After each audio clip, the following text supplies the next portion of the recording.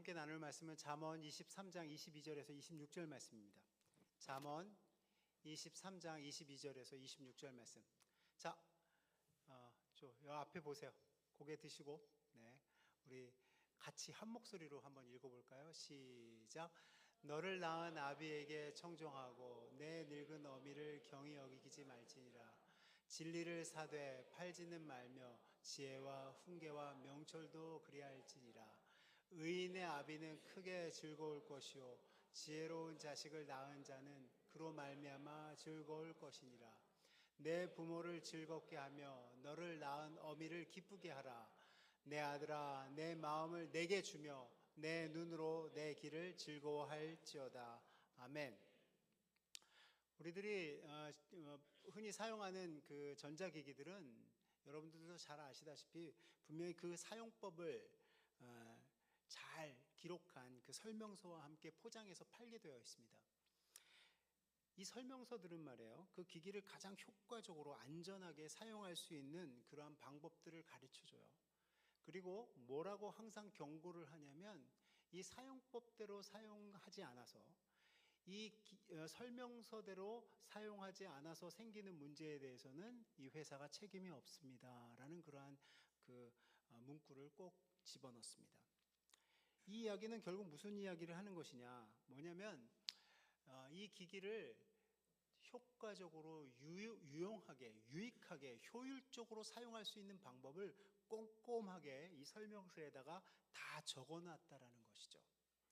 그래서 여러분들 잘 아시다시피 우리가 핸드폰을 사게 되면 거기에 만만치 않은 그 두꺼운 설명서를 함께 줍니다.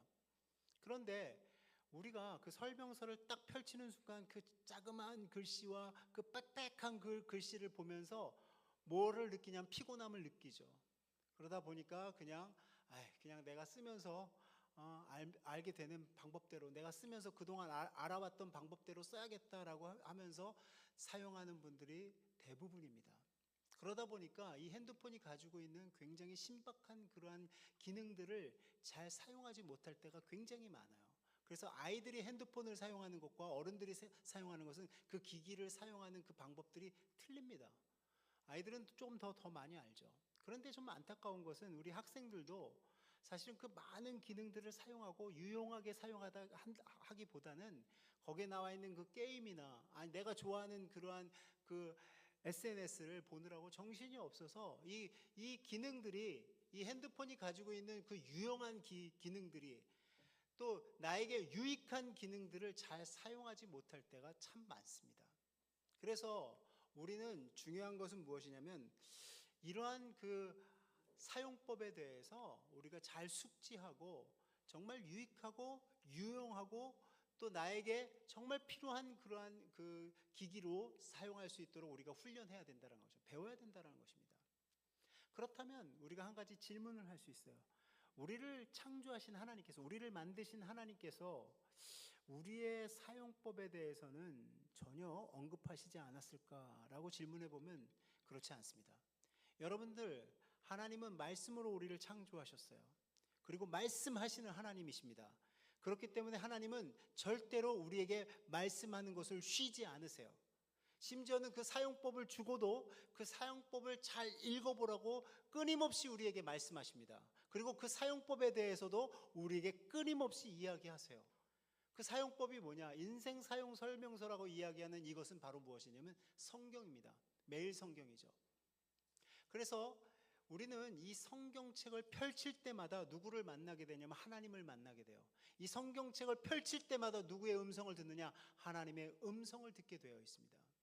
우리 기독교가 그 샤머니즘적인 그러한 신앙으로 빠져들게 된 가장 큰 이유는 교회가 이걸 정확하게 가르쳐 주지 않기 때문에 그래요. 저는 그렇게 생각합니다.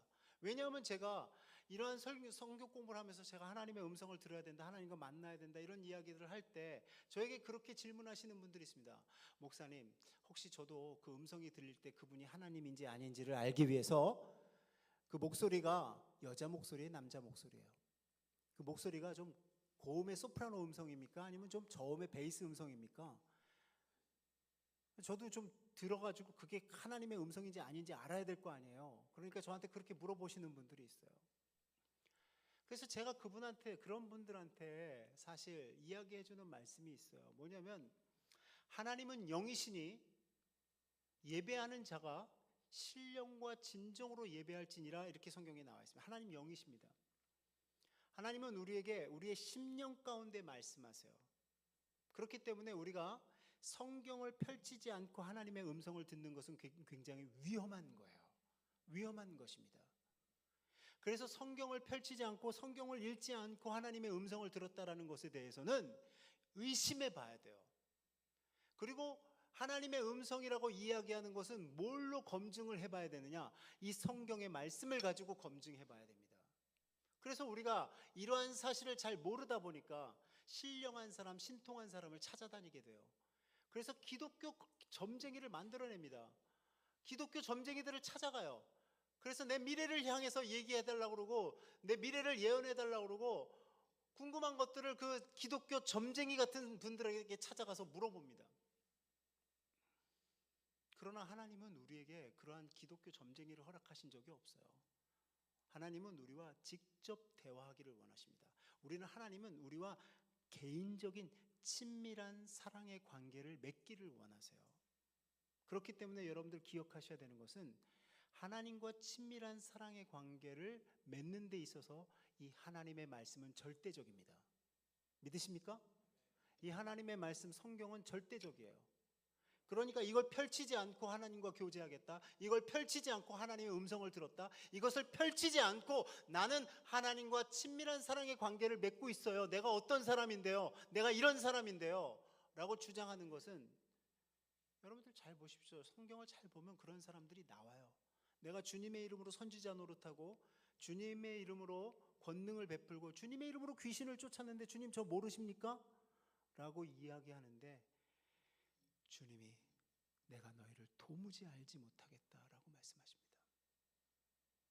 그러니까 중요한 것은요, 관계예요. 관계. 하나님과 내가 정말 친밀한 사랑의 관계를 잘 맺고 있느냐, 이것이 중요한 것이지, 내가 그분을 위해서 어떤 업적을 쌓고 그분을 위해서 무슨 일을 하고 어마어마한 일을 했다 하더라도 하나님과 주님과 친밀한 사랑의 개인적인 관계를 맺지 않으면 주님이 어느 날 나 너 도무지 알지 못하겠는데 너 누구니? 라고 말씀하실 수 있습니다. 그래서 여러분들 중요한 것은 우리가 하나님이 무엇을 원하시는지를 정확하게 알아야 돼요. 하나님이 무엇을 원하시는가? 하나님이 원하시는 게 있어요. 그것이 바로 무엇이냐면 우리가 하나님의 말씀을 즐거워하며 밤낮으로 주야로 묵상하는 것을 원하십니다. 믿으십니까? 그러면서 우리에게 뭐라고 얘기하냐면 거기에 복이 있다, 거기에 형통함이 있다, 거기에 내가 너에게 주려고 하는 축복들이 그 안에 다 있다라고 이야기합니다. 그래서 여러분들 중요한 것은 이렇습니다. 하나님이 아담을 창조하시고 나서도 아담에게 그 생기를 불어넣으시고 자, 우리 학생들 고개 다 들으세요. 자, 핸드폰 주머니에 넣으세요. 자, 핸드폰 주머니에 넣으시고 저 고개를 들으세요. 예. 자, 하나님이 그 아담에게 생기를 부어 넣어 주시고 그 다음에 그 생명이 된지라 그렇게 나와 있어, 성경에. 그러니까 하나님이 일하셔야 돼요. 어떻게 일하셔야 돼요? 하나님이 여러분들에게 말씀을 주십니다. 그러면 그 말씀이 내 안에 들어와서 그 말씀이 나로 하여금 생명이 되게 만드는 거예요. 아멘? 그래서 우리는 그 하나님의 말씀이 나를 변화시키고 하나님의 말씀이 나를 새롭게 하고 하나님의 말씀이 나를 하나님을 믿는 합당한 존재로 나를 세워간다는 것을 믿어야 됩니다. 순수하게 믿어야 돼요. 그 사실을. 그래서 오늘은 어버이 주일이죠. 어버이 주일입니다. 부모님과 행복하고 기쁘고 긍정적인 관계를 가질 수 있도록 하나님이 허락하신 부모에게 자녀의 도리를 잘 하면서 어떻게 하면 행복한 관계, 어떻게 하면 기쁘고 즐거운 관계로 부모님과 나와 살아갈 수 있을까라는 것에 대한 지침을 하나님이 이 사용 설명서에, 우리 인생 사용 설명서에 적어놨어요. 그러면 우리가 그 말씀에 진지하게 반응하고 순종하면 그 삶에 반드시 하나님이 약속하신 그 말씀이 우리 삶에서 이루어지는 거예요. 그래서 저 좀 보세요. 자, 언제 우리가 그것이 이루어지는가? 이때 이루어지는 거예요. 언제요? 내가 하나님의 말씀을 들었어요. 하나님의 음성을 들었습니다. 그래, 이게 내가 하나님의 음성을 듣고 하나님의 말씀에 순종하면 반드시 내 삶에서 역사가 일어날 거야. 하나님이 약속하신 말씀이 성취될 거야 라는 믿음을 가지고 하나님의 말씀에 순종했어요. 그러고서 시간이 지났습니다. 그러고서 그 순종하는 그 시간들이 점점 길어집니다. 그런데 어느 순간에 이러한 순간이 반드시 찾아와요. 어떤 순간이요? 하나님 말씀이 맞았구나. 하나님 말씀이 진리구나. 하나님 말씀대로 했더니만 정말 형통하구나 라는 그러한 체험을 하게 되는 것입니다. 여기에까지 우리가 나를 임상실험에 올려놔야 돼요. 이러한 테스트를 말씀을 통해서 나를 그 테스트의 장으로 올려놔야 돼요. 그래야지만 결과물이 있는 것입니다. 말씀을 들어도 듣는 둥 마는 둥, 이거 내가 순종해야 될 말인지 순종하지 말아야 될 말인지 이 분별이 안 되고 그 말씀대로 살아갈 의지도 없고 용기도 없고 이러면 그 사람의 삶 속에서 하나님의 말씀이 맞구나 하는 이러한 체험은 일어날 수가 없는 거예요. 일어날 수가 없는 것입니다. 그러니까 우리는 무슨 체험을 자꾸 해야 되냐면 이런 체험을 해야 돼요. 하나님의 말씀이 맞았구나 라는 체험을 우리는 우리 삶 속에서 경험해야 됩니다. 그 순간이 살아계신 하나님을 만나는 순간이고 그 순간이 하나님을 체험하는 순간이고 하나님을 경험하는 순간이에요. 근데 우리를 말씀 앞에 내어놓지 않았어요. 임상실험을 하기는커녕 그 말씀대로 순종하지 않습니다. 그러면 우리의 삶에서도 그러한 일들이 일어나지 않는다라는 것입니다. 그래서 여러분들 오늘 우리가 함께 나누는 말씀은 잠언서예요. 이 잠언서는 지혜서라고 얘기합니다. 욥기와 전도서와 함께 지혜서라고 얘기해요. 그럼 지혜라는 것은 어떤 의미가 있느냐? 지혜라는 것은 이런 의미가 있어요. 잘 훈련된, 잘 숙련된 그러한 전문적인 그러한 일을 하는 사람들이 그 일을 아주 깨끗하게 마무리하는, 그러니까 숙련된 숙련공이 그 일을 잘 깔끔하게 깨끗하게 마무리하는 것을 지혜라고 해요. 또 두 번째는 어떤 때 지혜를 사용하느냐? 잘 통치하는 왕, 나라를 평안하게 하고 나라를 평강하게 하고 나라를 굳건히 세우는 그 왕을 뭐라고 얘기하냐면 지혜로운 왕이라고 합니다. 또 어떤 데 지혜를 쓰느냐? 삶에서 어려운 고통과 어려움과 고난이 찾아올 때, 예기치 않은 상황들이 찾아왔을 때 그것을 능숙하게 여유를 가지고 그 문제를 잘 해결하는 사람을 뭐라고 얘기하냐면 지혜로운 사람이라고 이야기합니다. 능숙하게 해결해요.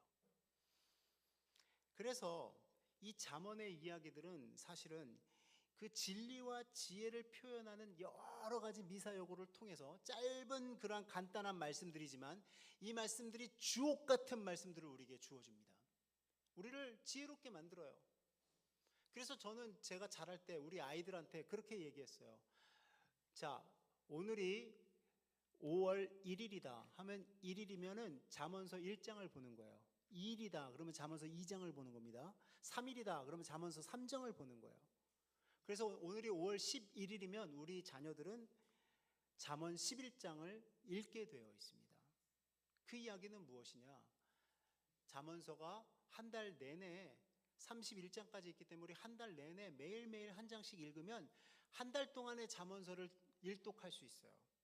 그러면 그것이 우리 자녀에게 굉장히 큰 도움이 됩니다. 왜요?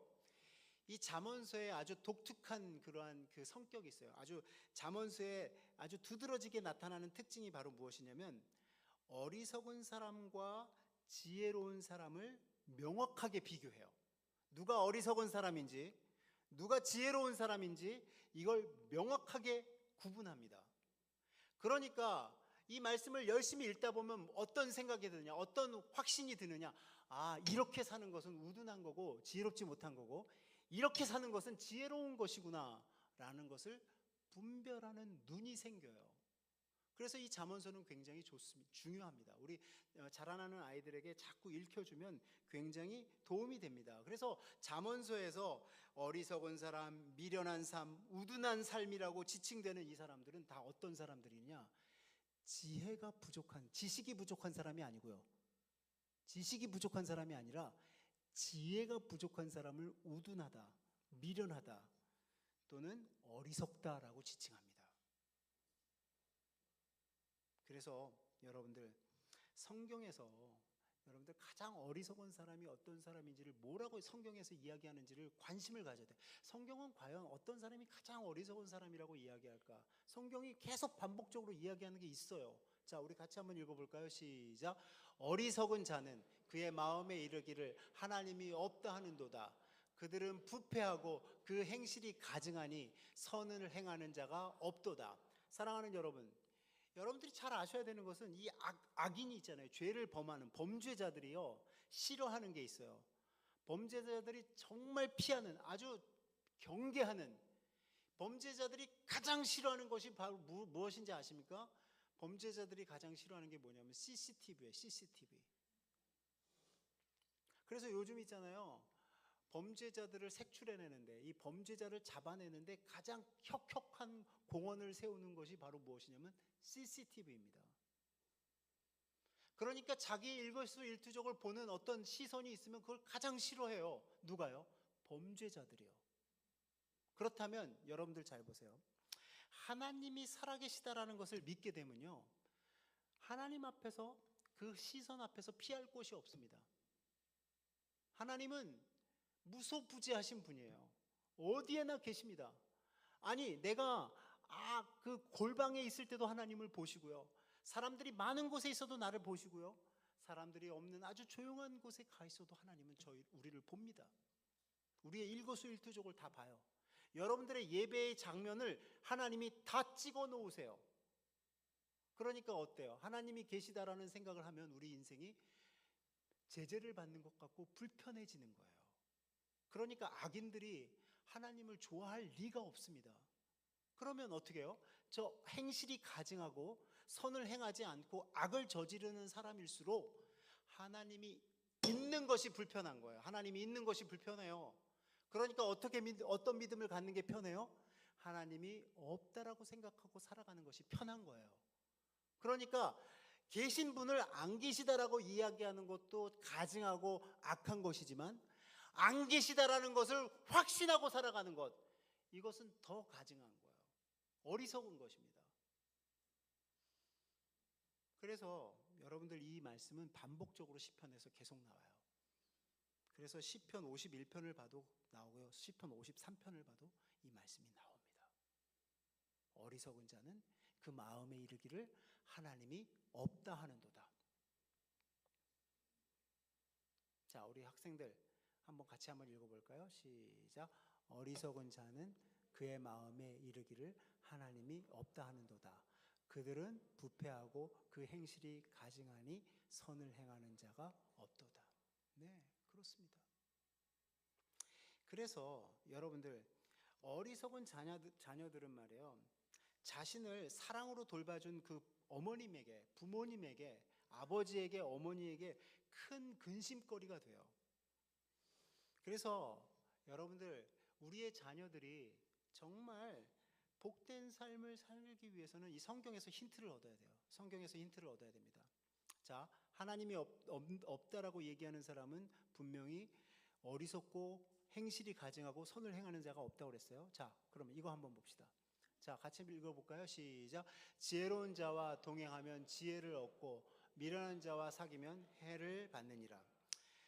그래서 모든 부모들이 같아요. 모든 부모들이 생각이 같습니다. 우리 아이가 좋은 친구를 만났으면 좋겠고, 좋은 선생님을 만났으면 좋겠고, 좋은 그러한 멘토를 만나서, 좋은 그러한 주위에 있는 지인들을 만나서 그들에게 좋은 영향을 받고 좋은 인격을 형성하고 좋은 사람이 되기를 그 부모들이 다 원해요. 그래서 좋은 친구들을 붙여줬으면 좋겠고, 좋은 선생님을 붙여줬으면 좋겠고, 그리고 좋은 멘토를 붙여줬으면 좋겠어요. 그런데 한 가지 놓치는 게 있어요. 여러분들, 하나님은 말이에요. 주님은 우리와 동행을 하면 어떤 삶을 우리를 어떻게 만드시느냐, 우리의 인격과 우리의 행동을 간섭하십니다. 우리의 인격과 우리의 행동을 간섭하세요. 그러니까 어떻게 돼요? 세상의 이야기들은 우리가 잠시 잠깐 쾌락을 누리고 잠시 잠깐 우리가 부귀 영화를 누리는 것에 대해서 우리를 유혹하고 미혹하지만 하나님의 말씀은 그렇지 않습니다. 하나님의 말씀은 현재와 미래를 아우르는 말씀이에요. 과거와 현재와 미래를 아우르는 말씀입니다. 그게 무슨 얘기냐? 하나님의 말씀은 변하지 않아요. 변하지 않습니다. 그러면 그 변하지 않는 것을 뭐라고 얘기하느냐? 진리라고 얘기해요. 그럼 하나님의 말씀에 순종함으로 결국은 그 말씀이 진리라는 것을 깨닫게 되어 있습니다. 그래서 우리가 그 결과물이 있어야 돼요. 결과물이. 여러분들 잘 생각해 보세요. 여러분들 그런 생각해 보신 적 있어요? 여러분들 우리 아이가 정말 예수님과 만났으면 좋겠다. 예수님과 잘 교제했으면 좋겠다. 예수님과 친밀한 관계를 맺었으면 좋겠다. 그분을 통해서 올바른 인격을 형성하고 그분을 통해서 거룩한 삶을 살고 그분을 통해서 저들의 태도와 자세가 모든 것들이 좀 변화됐으면 좋겠다라고 생각하시는 부모님들 계십니까? 계세요? 그 생각을 안 해요. 저는요, 제 인생에서 좋은 선생님을 만난 적이 있어요. 정말 내가 이 선생님을 조금만 일찍 만났으면 내가 좀 내 인생이 바뀌었을 수도 있는데 내가 이 선생님을 왜 인제서야 만났을까라는 선생님이 있습니다. 두 분이 계시는데 그 두 분 다 지금 돌아가시고 한 분은 몇 주 전에 저희 교회 와가지고 설교도 하셨어요. 저희 교회 와가지고 제가 이런 선생님이 내 인생 가운데 계속 있었으면 이런 선생님이 내 삶 속에서 계속 있었으면 하지만 곁에 오래 있지 않아요. 그런데 여러분, 그보다 더 좋은 선생님, 그보다 정말로 내 인생을 확 변화시키고 내 인생을 정말 올바른 인생으로, 정직한 인생으로, 거룩한 인생으로 우리를 변화시킬 아주 귀한 분이 돌아가시지 않고 영원토록 나와 함께 하신대요. 그럼 우리는 그분을 붙들어야 돼요. 아멘? 예. 그래서 여러분들 오늘 본문이 이렇게 시작합니다. 여러분들 오늘 본문을 보시면서 이 말씀을 하나님이 우리에게 인생 사용법을 주셨는데 이 인생 사용법을 어떻게 사용해야 될지를 한번 잘 묵상하시기를 바랍니다. 우리 같이 읽어볼까요? 시작. 너는 청종하고 내 늙은 어미를 경히 여기지 말라. 여러분들 보세요. 여러분, 너를 낳은 아비에게 청종하고 내 늙은 어미를 경히 여기지 말라 해서 청종하고는 쉐마흐예요. 쉐마흐. 뭐냐? 부모의 훈계에 귀를 기울이고 잘 순종하라는 의미입니다.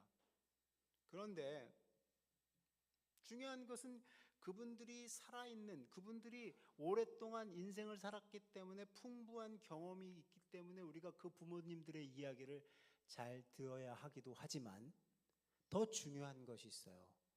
더 중요한 것이 무엇이냐면 너를 낳은 아비에게 청종하고 해서 너를 낳은이라는 것은 결국 뭐냐면 내가 그분으로부터 생명을 얻었다라는 것입니다. 그러면 우리는 무슨 관계예요? 너를 낳은 아비는 혈족 관계예요. 그렇죠?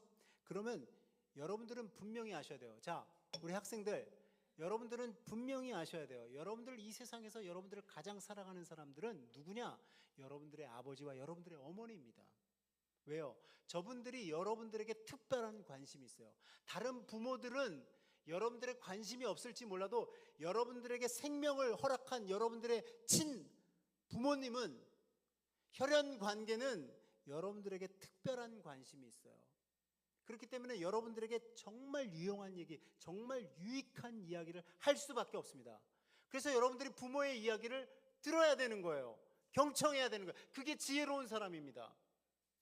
근데 우리 학생들이 보면 말이에요, 친구들 얘기는 잘 듣고 형님들 얘기는, 선배들 이야기는 잘 듣고 또 자기가 좋아하는 선생님 이야기는 잘 듣는데 부모님 얘기는 잘 안 들어요.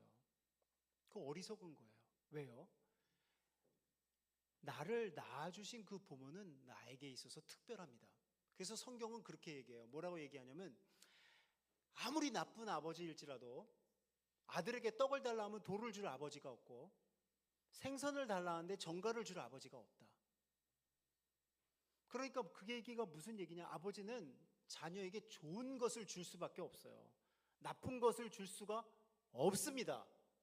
세상은요, 충분히 여러분들을 미혹하고 나쁜 것들을 줍니다. 게임하도록 만들고요, 거기에 빠지도록 만들어요. 세상은요, 여러분들 잠시 잠깐의 쾌락을 누리도록 많은 것들을 제공합니다. 그러나 여러분들의 부모는 여러분들에게 각별해요. 각별합니다. 여러분들을 위해서 기도해요. 여러분들을 위해서 그 부모의 마음은 특별해요. 다른 마음들과 다릅니다. 그래서 그것을 알아야 돼요, 여러분들이. 그래서 그 아비에게 청종하고 늙은 어미를 경히 여기지 말아야 돼요. 특별히 부모님이 이야기하는 것이 하나님의 말씀과 일치하면 더더욱 들어야 돼요. 왜? 그렇습니다. 저는 여러분들 말씀에는 그 말씀의 권위가 있다고 봐요. 그 말씀에 진위가 있다고 봐요. 그 말씀이 진리일 때는 그 말씀이 영원토록 변하지 않는 그 진리의 말씀이라면 그것은 우리가 들어야 돼요. 왜요?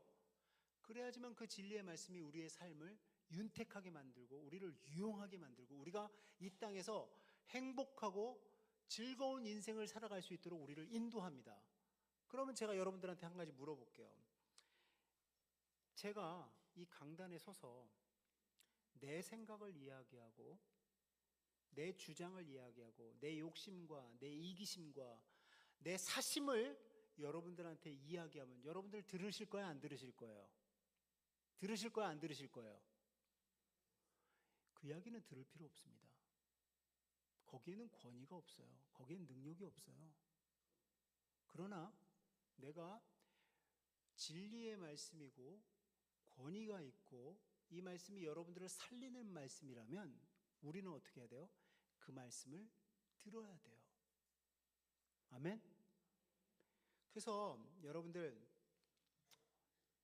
제가 부모님들이 이야기하는 어떤 이야기들도 다 경청하고 청정하고 잘 들어야 되지만 특별히 부모님이 하나님의 말씀을 근거해서 여러분들에게 이야기하는 것이라면 여러분들은 더더욱이 들어야 돼요. 그래서 거기에 대한 근거가 그 다음 구절에 있습니다. 우리 다음 구절 한번 읽어볼까요? 시작. 진리를 사되 팔지는 말며 지혜와 훈계와 명철도 그러할지니라. 여러분들 잘 보세요. 진리와 지혜 같은 말입니다. 동의어예요. 훈계와 명철 같은 의미예요. 그런데 이것을 절대로 사기는 사되 팔지는 말래요. 이것을 마음판에 새기기는 새기되 지워버리지 말래요. 그런데 여러분들 보세요. 성경에서 진리가 누구라고 그래요? 성경에서 진리를 누구라고 이야기합니까? 누구라고 얘기해요? 예수님입니다. 성경에서 지혜는 누구예요? 예수님이에요. 훈계와 명철을 주시는 분도 누구예요? 예수님입니다. 그러면 여러분들이 여기에서 한 가지 정확하게 아셔야 되는 건 뭐냐면 그분과 우리 아이들이 친밀한 관계, 인격적인 관계를 맺게 되면 그분에게 영향을 받게 되어 있어요. 그분에게 영향을 받으면 어떠한 열매를 거둔다고 성경에서 나와 있냐면 사랑과 희락과 화평과 자비와 양성과 충성과 온유와 절제와 오래 참는 것. 중요한 인격, 아주 온전한 인격을 누구로부터 영향을 받게 되어 있냐면 예수님으로부터 영향을 받게 되어 있어요. 그러니까 여러분들 주님과 사귀게 되면, 주님과 교제하게 되면 뭘 발견하게 되냐면 여러분들 성경을 열심히 읽으신 분은 분명히 발견했을 거예요. 뭐냐? 예수님은 효자 중에 효자예요. 예수님은 효자 중에 효자입니다. 예수님은 혼자서 결정한 적이 없어요. 아버지가 움직이시면 아버지의 뜻대로 움직이시고 아버지가 말씀한 대로 말씀하시고 아버지와 함께 늘 동행하는 아들이었어요. 그래서 여러분들 성경에서 아브라함의 아들 이삭은 누구를 표명하느냐, 누구를 보여주는 것이냐? 예수 그리스도의 모형을 보여주는 거예요. 야곱의 아들 요셉은 누구를 보여주는 거냐? 예수님을 보여주는 거예요. 그래서 여러분들 기억하셔야 되는 것은 무엇이냐면, 성경이 누구를 우리에게 계속적으로 이야기하냐면 그 예수님에게 지혜가 있고, 그 예수님에게 진리가 있고, 예수님에게 올바른 훈계와 명철이 있다라고 이야기합니다. 그러면 여러분들은 무엇을 위해서 기도해야 되느냐? 무엇을 위해서 집중하면서 기도해야 되느냐? 우리의 자녀가 주님과 인격적인 관계를 맺게 해주세요. 이렇게 기도해야 돼요. 아멘? 저도 그런 생각을 했던 적이 있어요. 내가 좀 일찍 예수님을 만났더라면, 내가 정말 조금 일찍 예수님이 진리인 것을 알았더라면, 아니 내가 정말 주님이 내 삶 가운데서 정말 중요한 분이구나, 주 예수보다도 더 귀한 것은 없구나 라는 것을 조금 일찍 발견했으면 얼마나 좋았을까라는 생각해 봤습니다. 그런 이거 어머니의 기도에 달려 있어요. 아버지의 기도에 달려 있습니다.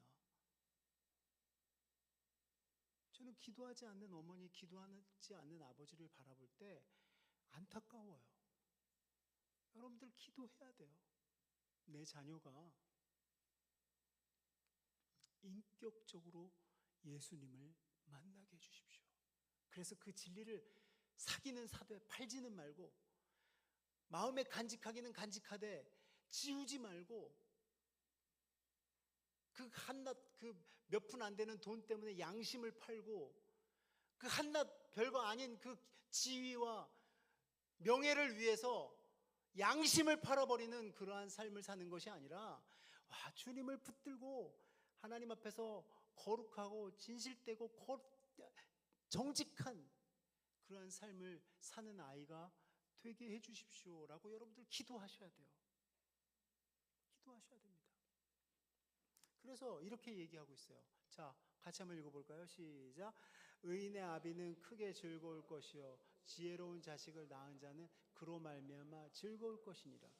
여러분들 보세요. 우리의 즐거움과 우리의 그 기쁨은, 부모의 기쁨과 그 부모의 즐거움은 어디에 있느냐? 딸이 의로운 길, 바른 삶을 사는데 그 기쁨이 있어요. 지혜로운 선택을 하는 것에 이 부모에게 기쁨이 있는 것입니다. 즐거움이 있는 거예요. 어리석고 아둔하고, 그리고 어때요? 미련한 자녀를 두면 그 부모에게는 평안이 없어요. 기쁨이 없습니다. 즐거움이 없어요. 그래서 여러분들, 우리 부모들 지금 잘 이제 기도하면서 이렇게 기도하셔야 돼요. 여러분들, 우리 아들이, 우리 딸이 좋은 대학 가게 해주세요. 좋은 직업 갖게 해주세요. 아니, 좋은 배우자 만나게 해주세요. 뭐가 있죠? 좋은 그러한 업체, 그 사업을 통해서 돈을 많이 벌게 해주세요. 이런 기도보다 더 중요한 기도가 뭐냐면, 주님을 인격적으로 만나서 올바른 삶을 살게 해주세요. 정직한 삶을 살게 해주세요. 거룩한 삶을 살게 해주세요. 하나님을 마음 가운데 섬겨가지고 마음 가운데 받아들여서 그 주님이 얼마나 귀한 분인지를 깨닫고, 그 주님 앞에서 신실하고 정직하고 거룩한 삶을 우리 자녀들이 살게 해주세요 라고 기도하셔야 돼요. 쓸데없는 기도하지 마십시오. 여러분들 잘 생각해 보세요. 좋은 자리에 가서 좋은 대학 들어가가지고 부모 속삭이는 자녀들이 얼마나 많은지 몰라요. 그게 장땡이 아니에요. 근데 그걸 아직도 몰라요, 부모님들이. 그래서 이 계속 연결이 되어 있습니다. 어떻게 연결이 되어 있어요? 이렇게 얘기합니다. 자, 우리 같이 한번 읽어볼까요? 시작. 내 부모를 즐겁게 하며 너를 낳은 어미를 기쁘게 하라. 이게 뭐예요? 부모님이 즐겁고 기쁘게 하는 포인트가 있어요. 부모님이 즐거워하고 기뻐해야 되는 그 포인트를 여러분들이 가지고 있어야 돼요. 그 포인트가 뭐냐? 이걸 우리 성경을 계속 읽다 보면 이 부분에 대해서 사람들이 좀 착각하는 게 뭐냐면, 우리 아이들이 나한테 효도하고 나한테 잘하고 나한테 좀 공경하면 그게 우리를 즐겁게 하고 기쁘게 하는 것이지, 이렇게 이 말씀을 해석하는 사람들이 많습니다. 그렇게 설교하시는 분들도 제가 봤어요. 근데 아니에요. 여러분들 성경을 앞뒤 문장을 다 문맥을 잘 읽어보시면 저 말의 의미가 무엇인지를 압니다. 저 앞에, 한참 앞에 저 말의 해답이 있어요. 한참 앞에 뭐라고 나와 있는지 아세요?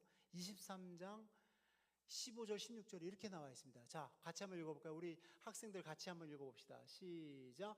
내 아들아, 만일 내 마음이 지혜로우면 나 곧 내 마음이 즐겁겠고, 만일 내 입술이 정직을 말하면 내 속이 유쾌하리라. 예, 저기에 기쁨이 있고 저기에 즐거움이 있는 거예요. 다른 것에 즐거움과 기쁨을 가지면 우리는 잘못된 것을 붙잡고 있는 거예요.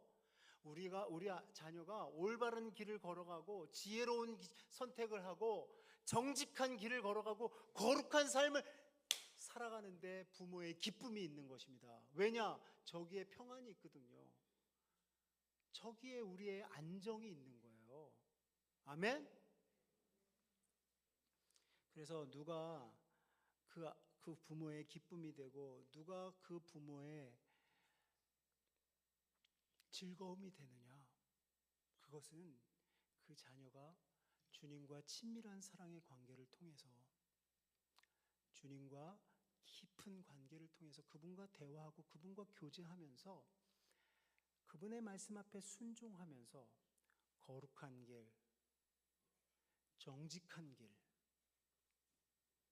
또 하나님을 두려워할 줄 아는 마음을 갖고 살아가는 것. 하나님을 정말 두려워할 줄 알아야 돼요. 하나님을 경외해야 됩니다. 그 마음을 가지고 살아갈 때 그 아이에게 복된 삶이 있고 행복한 삶이 있는 거예요. 여러분들 잘 생각해 보세요. 세상이 점점 가면 어떻게 됐는지 성경에서 정확하게 얘기하고 있습니다. 성경의 말씀이 1.1획도 틀리지 않아요. 제가 봤을 때 그렇습니다. 성경이 점점 세상이 말세로 가면, 마지막 때에 가까우면 어떤 일이 벌어지느냐, 이렇게 돼요. 자, 우리 같이 한번 읽어볼까요? 시작.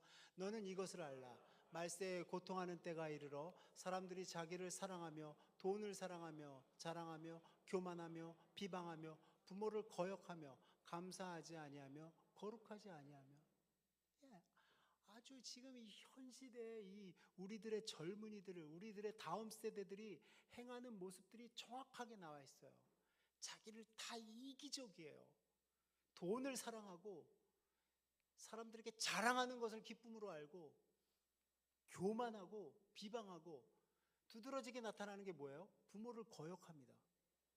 이 부모를 거역하고 부모를 공격하고 부모를 이게 대드는 게 트렌드예요. 트렌드. 그래서 내 부모를 공경하라 라는 성경 말씀을 아이들한테 주잖아요. 여기 있는 아이들한테 내 부모를 공경해라 라고 이렇게 말씀을 주면 저 아이들이 어떻게 읽냐면 내 부모를 공격하라 이렇게 읽어요. 그렇게 읽어요. 왜요? 쟤네들은 부모가 공격의 대상이에요. 반항의 대상이고, 이게 마지막 때에 이르러서 두드러지게 나타나는 현상입니다. 그러면 우리는 어떻게 기도해야 돼요? 저 마지막 때에 나타나는 저 현상, 이 시대의 흐름을 거스르면서 살아갈 수 있는 자녀들을 위해서 기도하셔야 돼요. 어떻게 해요? 우리의 자녀들이 이타적이고 다른 사람들을, 주위에 있는 사람들을 사랑하고 돈을 사랑하기보다는 베풀 줄 알고 자기를 자랑하는 것보다는 겸손하고 교만하지 않고 남을 비방하기보다는 남들을 칭찬하고 부모를 거역하기보다는 부모를 순종하고 감사하며 거룩한 삶을 살게 해주십시오. 이렇게 기도해야 돼요. 아멘? 그래서 우리 아이들은 시대를 거스르는 아이들로 하나님이 인도해 주시도록 기도하셔야 돼요. 요 앞에 앉아있는 이 아이들은 저 말씀과는 반대적인 삶을 살아가도록 여러분들 기도하셔야 돼요. 어머니들